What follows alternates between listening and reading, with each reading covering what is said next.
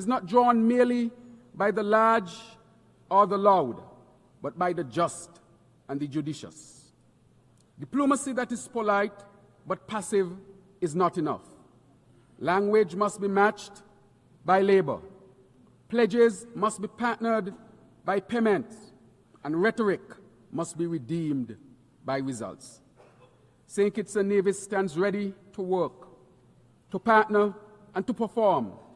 But we ask for the great actors in this global drama a simple thing, and that is to transform your capacity into compassion, change the calculus of comfort for the calculus of climate justice. Madam President, we are people who measure time not by years alone, but by storms. Imagine, for example, an elder fisherman, hands like weathered rope, watching the reef that used to cradle his nets die away until there is nothing left to catch but mere memories. Imagine classrooms without roofs and homes without running water. These are not metaphors for us. These are our fears at the turn of every hurricane season. The climate science is stern, and the signs are severe. Heat that hangs like a heavy blanket smothers harvests and hardens the soil. Seas that swell, swallow beaches where families once played cricket in the sand.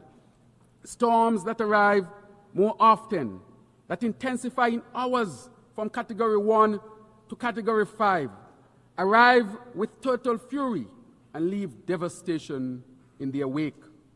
When a single hurricane can steal away years of a nation's GDP in a single night, the ledger of gross national income becomes a misleading measure of our well-being. This is the anatomy of an injustice. The emissions that warm the planet are poured by the many into an atmosphere owned by no one, and paid for most dearly by the few, by our large ocean states. What was forged by centuries of industrial development now returns as tempest and trial to those least responsible. That is not merely an accident of geography. It is a failure of stewardship, a moral failing that we must name, and a responsibility we must repair. We therefore welcome the ICJ's landmark ruling on the responsibility of states for climate change, and which makes clear that under international law, states have a binding duty to protect our planet from the escalating climate crisis. We must do better. We must cut emissions deeply and quickly, scale finance fairly and urgently, and equip vulnerable nations with the tools to survive and to thrive. I am also pleased to inform that on August 29th of this year, St. Kitts and Nevis ratified the BBNJ Treaty. This is a historic achievement for the ocean and for multilateralism. Madam President, St. Kitts and Nevis has chosen to script a different future for survival and growth, one that speaks to balance of care and of durability.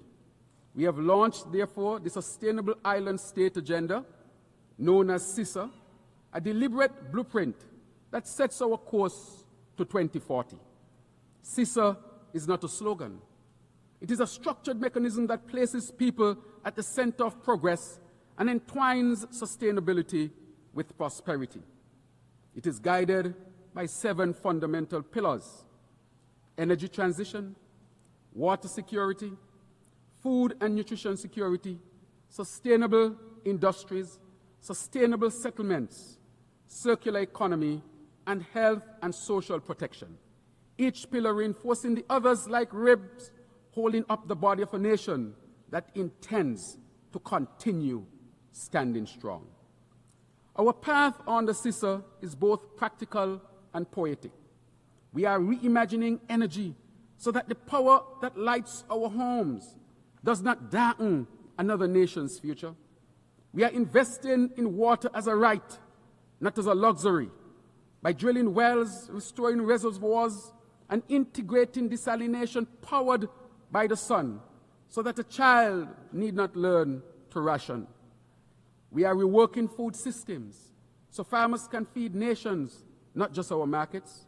We are building homes that will shelter hope in the time of storm, hospitals that will heal in the time of shock, and schools that will kindle the skills to continue economic diversification. These are not abstract ambitions. They are concrete commitments.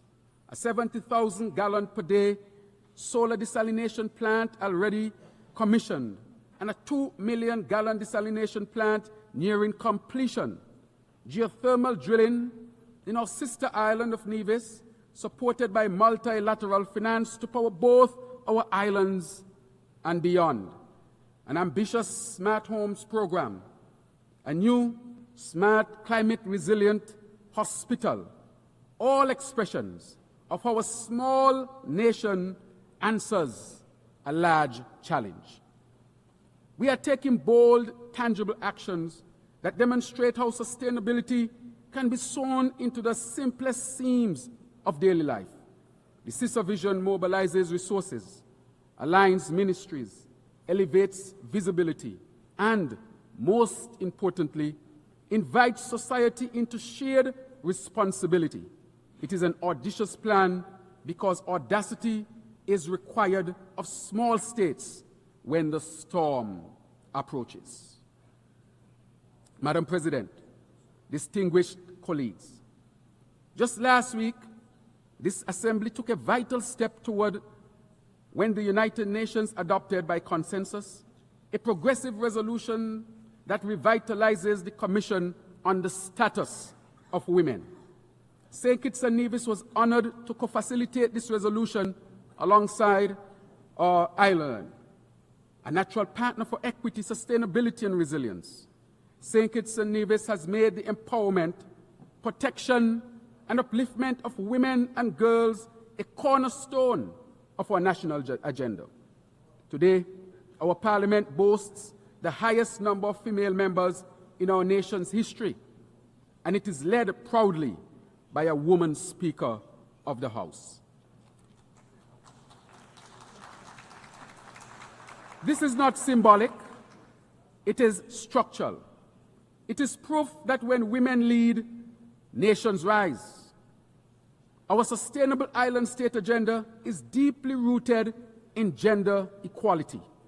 By empowering women and girls, we are not only advancing fairness, we are reinforcing resilience.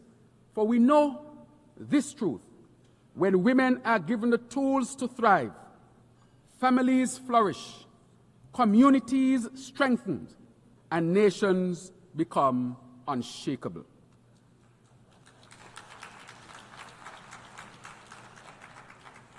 Madam President, the adoption of the Multidimensional Vulnerability Index is a pivotal turning point.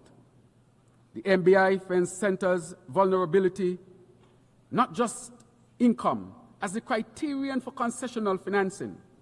For countries like ours, which may register as high income on the basis of statistical averages, yet can be economically annihilated by a single climatic event. This change is life-saving. Where GDP is a static snapshot, the MVI is a living lens. It sees susceptibility, it weighs shocks, it measures exposure. The MVI can unlock concessional finance for resilience, transform loans into lifelines, and ensure that the reality of risk is not lost in translation. But let us now move from recognition to realization, from the adoption of the MVI to its full institutionalization across the World Bank, across the IMF, across regional development banks.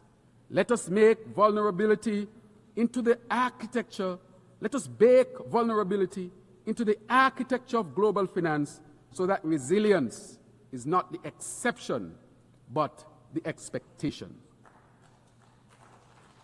Distinguished colleagues, talk of reform must not be timid. The architecture of international finance was largely built in a different century for a different world. That architecture must be remodeled so that it reflects the realities of today: climate risk, transnational inequality, and the asymmetric impacts that fall upon the smallest and the most exposed. Sept and Nevis affirms its staunch support for the Bridgetown Initiative, where our region's clarion call for financial and climate justice. The Bridgetown Initiative offers a practical, principled platform to alter debt dynamics, to reposition credit flows toward green investments, and to operationalize liquidity instruments that protect the vulnerable.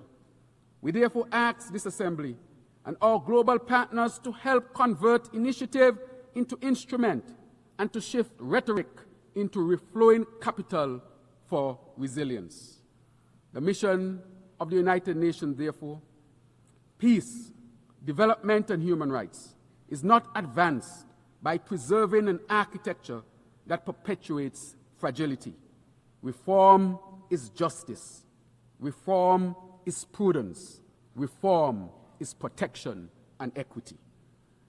Madam President, I want to acknowledge this deep significance of the recent Africa-CARICOM Summit, a historic convening that rekindles bonds severed by the brutality of the transatlantic slave trade and colonization. This diplomatic meet was a profound moment of remembrance, resistance, and reconnection. We gathered as descendants of a common ancestry, forging a shared agenda for reparatory justice, trade, transport, investment, sustainability, peace and security, climate action, and technical cooperation. Our partnership sounds loud, not only a call for financial redress, but for justice. Reparatory justice is not just about giving money, it is about correcting a moral wrong. For centuries, our ancestors were forced to work, beaten to work, dehumanized to work for free. Yet when emancipation came, it was not the enslaved who received reparations, but their enslavers. This moral inversion must be corrected. And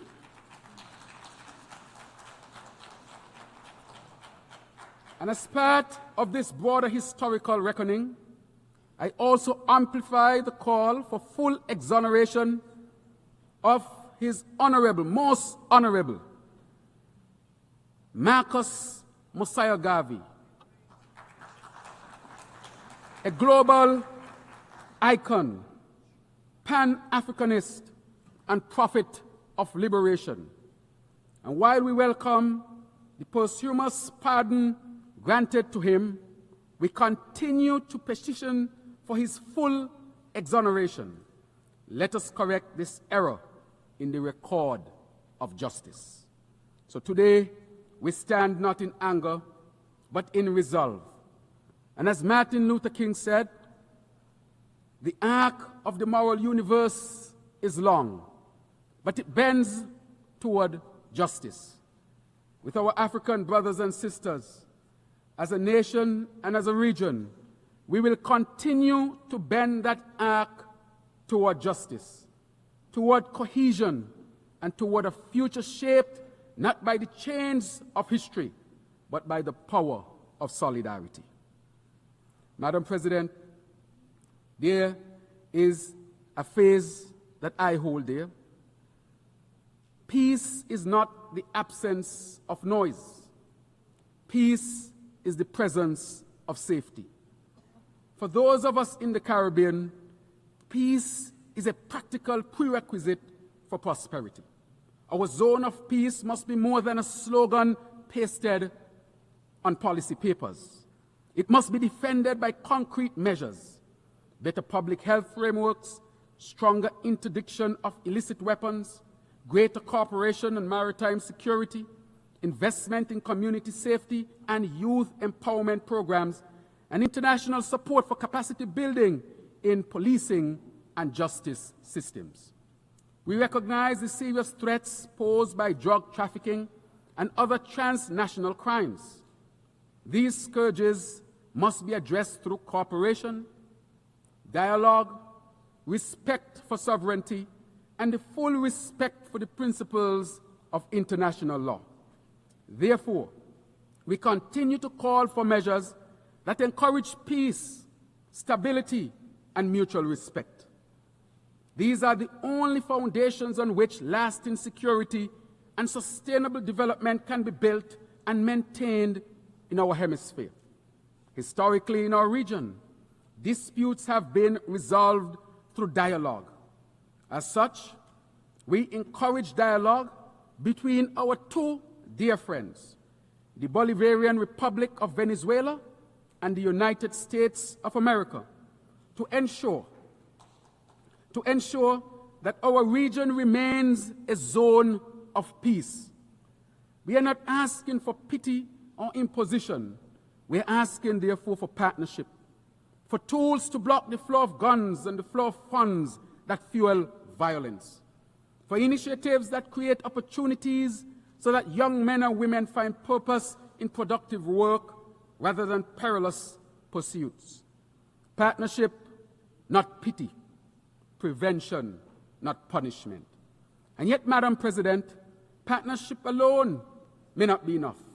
The time has come to reshape the United Nations itself, to reform its structures so that they reflect the realities of our modern world. The Security Council, the very body charged with maintaining international peace and security, cannot be credible if it excludes representation from the regions most vulnerable to the threats of our time. Africa, Latin America, and small island developing states such as those in the Caribbean. To secure a world of peace, those who suffer the sharpest edges of insecurity must have a seat at the table where peace is forged. Across the globe, conflict continues to wreak havoc. In Gaza, Ukraine, Sudan, the Democratic Republic of Congo, Yemen, and each theater of violence is a theater of human cost. Children displaced, parents bereft, infrastructure destroyed. The pathway to peace is hard and long, but there is no ethical alternative to persistent and constructive diplomacy, to humanitarian corridors that put people above politics, and the courage and will of leaders to commit to a world rooted in peace, justice, and compassion. St. Kitts and Nevis therefore calls for an end to the anguish caused by the horrific genocide that is unfolding in Gaza. We categorically condemn this affront to humanity, for which there must be accountability. We urge for an immediate and unconditional ceasefire for the protection of civilians, of children, of women, of the vulnerable, of the weak. And we also call for the release of hostages and for the restoration of basic necessities and humanitarian access. International law, conscience, and human decency demand no less. Further, the path to lasting peace between the State of Israel and the state, yes, the State of Palestine, one that guarantees human rights, dignity, and security for all, lies in the implementation of a two-state solution. Madam President, distinguished delegates, our region remains incomplete while Haiti suffers. Haiti's struggle is our shame if we do not respond with resolve.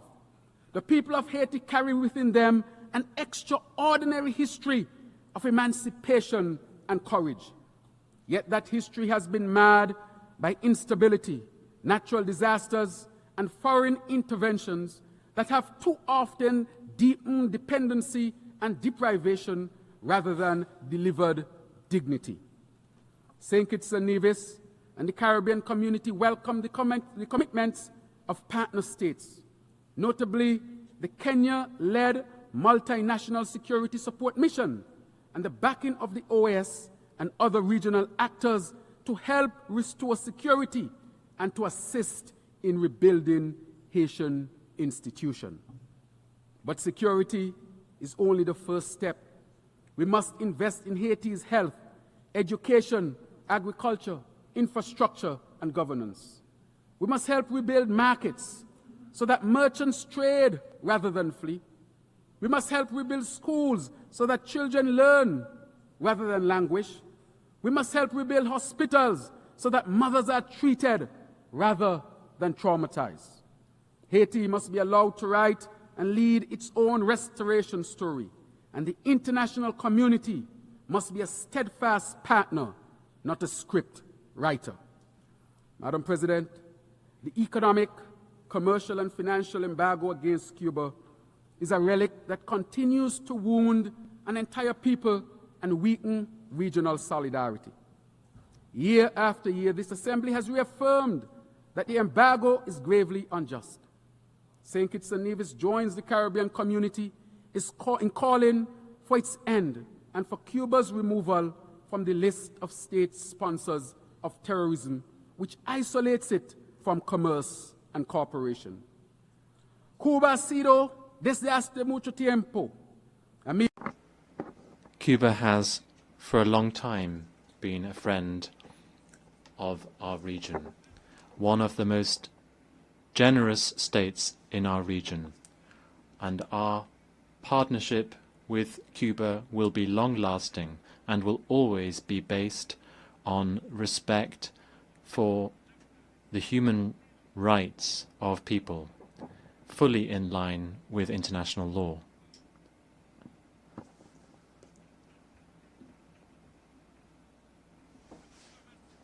A stronger Cuba, a more sustainable Cuba, will not just improve the well-being of their own citizens, but also the security and sustainability of the entire Caribbean.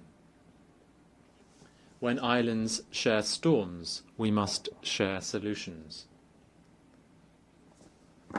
The theme of this 80th session, Better Together, asks us to imagine a world in which inclusion is operationalized, excluding Taiwan from agencies where it can and must contribute, such as the World Health Organization and the International Civil Aviation Organization, undermines global capacity for collective problem solving. Taiwan's contributions in public health, technology, and disaster response are not partisan. They are practical. To keep a door closed and cooperation in these domains is to take a risk the world cannot afford. Excellencies, the Taiwan Strait is not merely a lane on a map. It is a lifeline of commerce and human connection. We must urge calm, counsel conversation, and choose this diplomacy of dialogue over the dramatics of discord. Travel, trade, and talks are how we protect the livelihoods of ordinary people, whether in Taipei or the twin islands of our federation. Madam President, I speak to our youth, the wonderful youth of this world, those whose futures will be most shaped by what we do here. Your anger at injustice is justified. Your impatience is prophetic. We need your innovation, your indignation, and your insistence on better governance. Give us your ideas, and we will give you the institutions to implement them. Education must therefore be practical and futuristic. Training in renewable technologies, digital skills, sustainable agriculture, for example, are important. In St. Kitts and Nevis, we have a program for our young people that is called the Aspire Program, meaning achieving success through personal investment, resources, and education. Our national effort to invest in our children's future. In this program, every child between the ages of 5 and 18 gets a grant of $1,000, partly to be deposited as savings and partly to buy shares in local companies.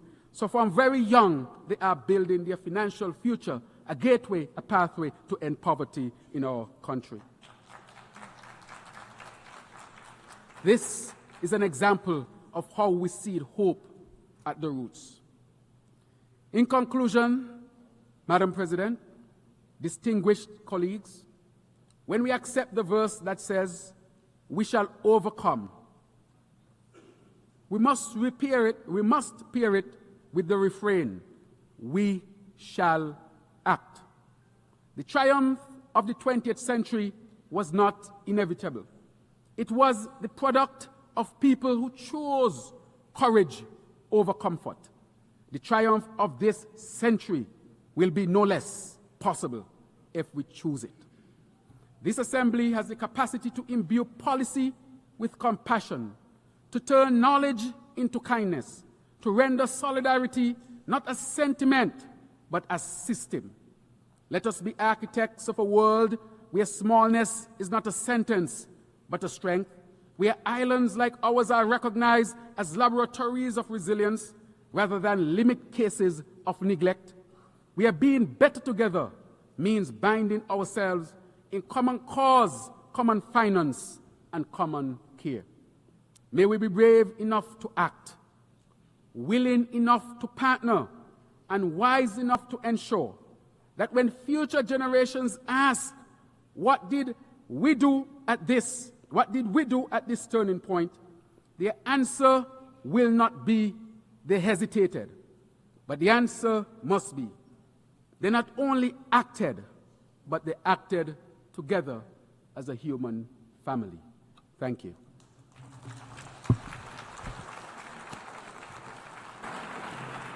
On behalf of the Assembly, I wish to thank the Prime Minister and Minister for Finance, National Security and Immigration, Health and Social Security of St. Kitts and Nevis.